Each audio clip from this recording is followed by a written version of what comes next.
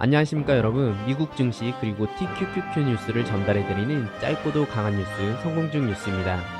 어제 미국 증시는 지난주에 과도한 랠리의 경계감으로 다우지수는 0.63% 하락, S&P 500 지수는 0.89% 하락, 나스닥이 1.1% 하락한 11,196포인트를 기록했습니다. 어제 증시는 지난주 랠리가 과도했다는 신중론이 힘을 얻으면서 사흘 만에 하락 전환했습니다.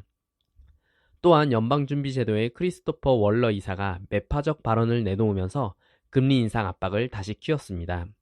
월러 이사는 지난달 소비자 물가지수 보고서에 대해 한 달치 통계에 불과하다고 일축하며 금리 인상과 관련해 아직 갈 길이 멀다고 했습니다. 이렇듯 현재 시장은 연준 인사들의 매파적 발언과 비둘기파적 발언으로 인해 불안한 장을 유지하고 있습니다. 조금이라도 민감한 뉴스가 나오면 바로 폭락을 해버리는 장이 계속 이어지고 있는 겁니다. 그리고 아마존이 1만 명을 감원하면서 주가가 2% 가까이 내렸습니다.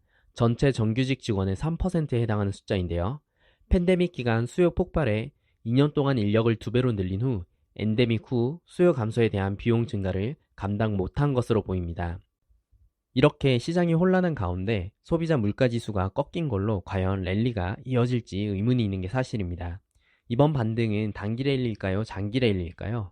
개인적으로는 장기 랠리였으면 너무 좋을 것 같지만 상황을 냉정하게 바라봐야 할 것 같습니다. 아직 미국 국채의 장단기 금리 차이가 역전되어 있는 상황에서 장기 랠리는 기대하기 어려울 수 있습니다. 그렇기 때문에 지금은 하락 추세에서의 반등장이 될 것이라는 의견이 많이 있습니다. 또한 7%대의 물가 상승률은 여전히 높은 수준이기 때문에 다음 소비자 물가지수가 얼만큼의 폭으로 줄어드는지가 관건인 것 같습니다. 또한 연준의 금리 상단이 현재 5%인데 그 이상이 되면 또 시장에 충격을 주어 장기 폭락을 맞이할 수 있습니다. 일단 랠리긴 랠리인데 저는 아주 짧은 단기로 보고 있습니다. 이러한 랠리가 얼마나 지속될 것인가 판단할 수 있는 가늠자가 되는 소매 판매 실적이 오늘 발표됩니다. 탄탄한 소매 판매 데이터가 나타나는 경우에 연준의 금리 인상 속도 완화가 어렵고 공격적인 분위기가 지속될 것으로 보입니다. 미국 경제가 발전하기를 바라는 것과 동시에 단기적으로는 소비가 줄어서 침체가 오기를 기다리는 아이러니한 상황이 벌어지고 있는 것입니다. 다음으로 TQQQ 소식입니다.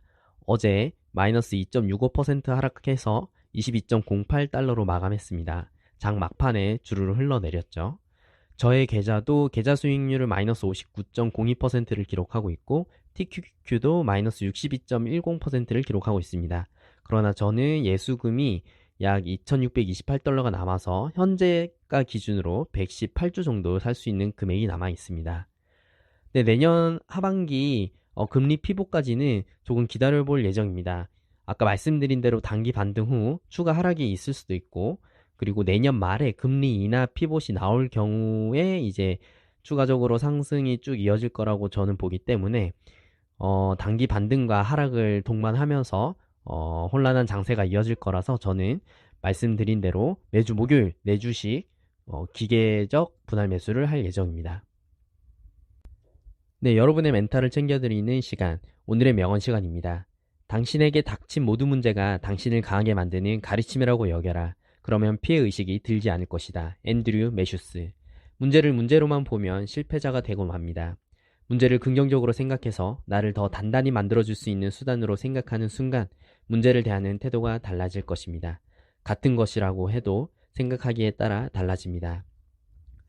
네, 여러분 모두 실패를 실패로만 보지 말고 나를 성장시키는 기회로 생각하는 하루 보내셨으면 좋겠습니다. 오늘 비가 조금 왔는데요. 비 온 뒤에 온도가 많이 내려간다고 하니 모두들 감기 조심하시기 바랍니다. 그럼 이만으로 성공준 뉴스를 마치도록 하겠습니다. 시청해주셔서 너무나도 감사드립니다.